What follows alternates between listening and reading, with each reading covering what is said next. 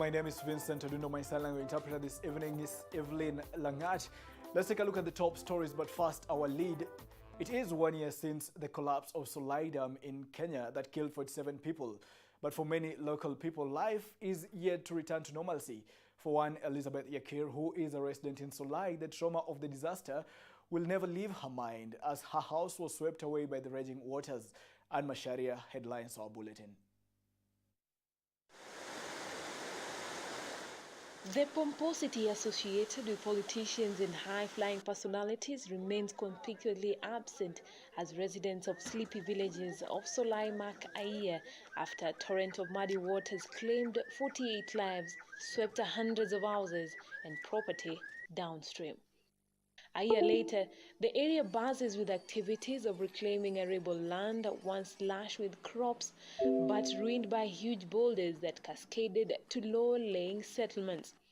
To a 25-year-old Elizabeth Yakir, the first anniversary that is devoid of publicity is a stark contrast to the usual events after Patel Dam burst its banks, displacing thousands and leaving behind a trail of destruction that suddenly thrust Solai to international limelight.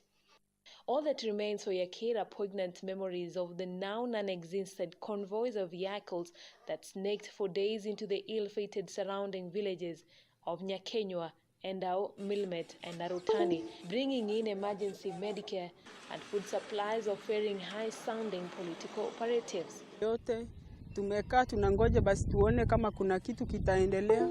Sasa sisi wenyewe tunawaza tu yani vile kunaenda, kwani kunaendaje? Kwa nini tumewachiliwa sisi kama wakomboaji wa huku Solai? Hatuna mbele na nyuma, sisi tuko tu vile tulisaidika upande tukitoka shule mpaka na saizi hakuna kenye tunasaidika naye tena. According to the chairman of Solai Restoration Program, Mania Mohia, says the land restoration program may take more than 2 years.